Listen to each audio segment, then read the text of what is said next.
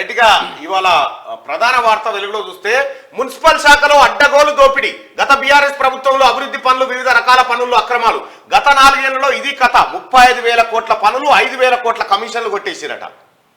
KT Ramarao వెళ్ళిన municipal శాఖలో 35,000 కోట్ల పనులు చేస్తే 5,000 కోట్ల రూపాయలు కాలి కమిషన్లే మింగిరట. గత బీఆర్ఎస్ ప్రభుత్వంలో అభివృద్ధి పనులు, వివిధ రకాల అనుమతులు, అక్రమాలు జరిగినాయి. అప్పటి మంత్రి అనుచరులు చెప్పిన వాళ్ళకే కాంట్రాక్టులు. ఆ కాంట్రాక్టర్లు పేరుకే పనులు చేసింది అనుచరులే. నాసిరకం పనులు చేసిన పనులే మళ్లీ చేసి బిల్లులు. పట్టణ ప్రగతి నిధుల్లోనూ గోల్మాల్. లేఅవుట్లు, బిల్డింగ్, ఇతర పర్మిషన్లోనూ 1,000 కోట్లలో అవకతవకలు. పూర్తి స్థాయిలో వివరాలు తెప్పించుకుంటున్న సర్కార్ అంటూ మున్సిపల్ శాఖలో తెలంగాణ రాష్ట్ర వ్యాప్తంగా ఉన్న మున్సిపాలిటీల్లో జరిగిన అవినీతిని రాష్ట్ర ప్రభుత్వం సీరియస్ గా ఫోకస్ పెట్టి తెప్పించుకుంటా ఉంది. ప్రధానంగా ఎక్కడెక్కడైతే ఏది లాభసాటిగా ఉన్న మున్సిపాలిటీలో అక్రమాలు జరిగాయని చెప్పి నిన్న మా నుంచి కూడా కొంత సమాచారం సేకరించడం జరిగింది. పీర్జాదిగూడ మున్సిపాలిటీ, బోడుప్పల్ మున్సిపాలిటీకి సంబంధించినటువంటి అంశాలపైన కూడా రాష్ట్ర ప్రభుత్వం ఫోకస్ పెట్టింది. పీర్జాదిగూడ మున్సిపల్ మేయర్ గా ఉన్నటువంటి జక్కా వెంకటరెడ్డి అనేకమైనటువంటి భూ కబ్జాలు, పార్కు స్థలాల కబ్జా, ఒక రియల్ ఎస్టేట్ వెంచర్ ఆయన పోసిన రోడ్డుకు గవర్నమెంట్ పోస్తుందని అక్రమంగా బిల్లులు కొట్టేసిన వ్యవహారంతో పాటు ఆయనకు ప్రధాన అనుచరులుగా ఉన్నటువంటి 2-3 కార్పొరేటర్లు కూడా అనేకమైన అవినీతికి పాల్పడ్డారు. వారిపైన కూడా ఫోకస్ పెట్టినట్టుగా తెలుస్తా ఉంది తెలంగాణ రాష్ట్ర ప్రభుత్వం. అన్ని మున్సిపాలిటీల్లో జరిగినటువంటి అవకతవకల్ని తెప్పించుకునే ప్రయత్నం చేస్తా ఉంది. అతి త్వరలో ఈ మున్సిపల్ మేయర్లు ఎవరైతే కబ్జాలకు, ఇతర మోసాలకు పాల్పడ్డారో వాళ్ళని ఖచ్చితంగా బోనెక్కించే ప్రయత్నంలో కాంగ్రెస్ పార్టీ ప్రభుత్వం సీరియస్ గా యాక్షన్ ప్లాన్ రూపొందిస్తా ఉంది. దాంట్లో భాగంగానే 4 ఏళ్లలోనే, ఒక్క 4 సంవత్సరాలలోనే 35,000 కోట్ల పనులు చేస్తే 5,000 కోట్ల రూపాయలు కమిషన్లు కొట్టేసిరట. 5,000 కోట్లు. ఈ పైసలుంటే రైతు బంధు పైసలు వేయచ్చు మొత్తం గాలికి వేసి పడేసారు. ఇక్కడ ఒకసారి చూస్తే రాష్ట్రంలో 13 మున్సిపల్ కార్పొరేషన్లు, 128 మున్సిపాలిటీలతో పాటు హెచ్ఎండిఏ పరిధిలో ఎక్కడ ఏ పని చేపట్టినా దానికి హైదరాబాద్ నుంచి అనుమతి ఉన్నోళ్ళకే కాంట్రాక్ట్ పనులు దక్కేవి. అదేదో పై స్థాయి ఆఫీసర్ నుంచి అనుకుంటే పొరపాటే. గతంలో ఈ శాఖను చూసిన మంత్రికి సంబంధించిన వ్యక్తులు ఒకరిద్దరి తతంగం నడిపించినట్టు తెలిసింది. వాళ్ళు ఫోన్ చేసి ఎవరి పేరు చెప్తే కాంట్రాక్ట్ వాళ్ళకే దక్కేది. అయితే పనులు చేసిన కాంట్రాక్టర్లు కూడా డమ్మీయేనని ప్రభుత్వం ప్రాథమిక ఎంక్వైరీలో గుర్తించింది. ఆ కాంట్రాక్టర్లు కేవలం పేపర్ల వరకే పరిమితమని, పనులన్నీ చేయించింది మాజీ మంత్రి సన్నిహితులేనని తెలిసింది.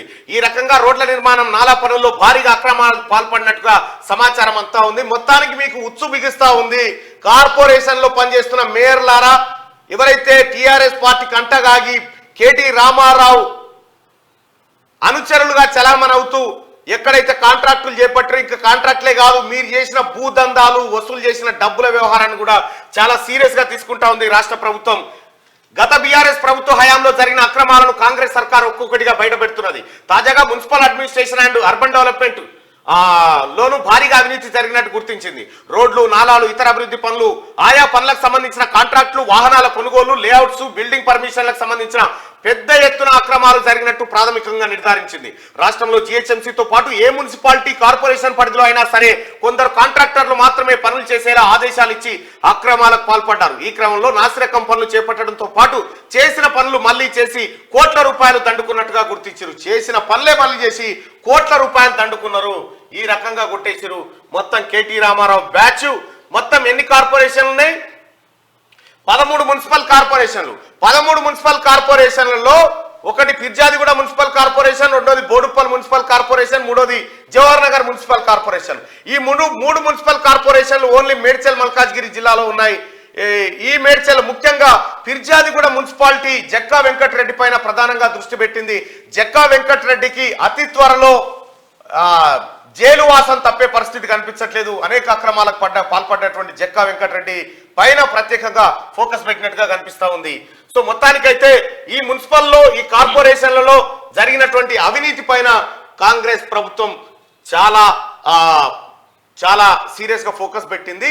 మున్సిపాలిటీల్లో నివసిస్తున్నటువంటి ప్రజలారా, మున్సిపల్ కార్పొరేషన్ లో నివసిస్తున్నటువంటి ప్రజలారా, మీ ప్రాంతంలో ఉన్నటువంటి బీఆర్ఎస్ నాయకులు, మేయర్లు కానీ కార్పొరేటర్లు కానీ అవినీతికి పాల్పడ్డారా?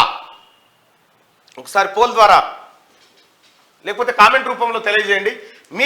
మీరుంటున్నటువంటి పరిధిలో బీఆర్ఎస్ పార్టీకి చెందినటువంటి నాయకులు, బీఆర్ఎస్ పార్టీకి సంబంధించిన మేయర్లు, కార్పొరేటర్లు వీళ్ళు అవినీతికి పాల్పడ్డారా?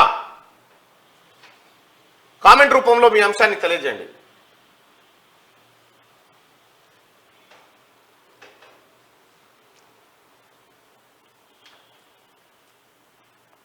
అవినీతికి పాల్పడ్డారా? Yes yes yes yes yes yes yes మొత్తం దొంగలే. Yes Nizampet. Yes yes yes yes పాల్పడ్డారు పాల్పడ్డారు పాల్పడ్డారు పాల్పడ్డారు పాల్పడ్డారు మొత్తం మున్సిపాలిటీలో జరిగినటువంటి అవినీతిని ఇప్పుడు చాలా సీరియస్గా తీసుకుంటుంది తెలంగాణ రాష్ట్ర ప్రభుత్వం. ఇక మీ పని గోవిందా.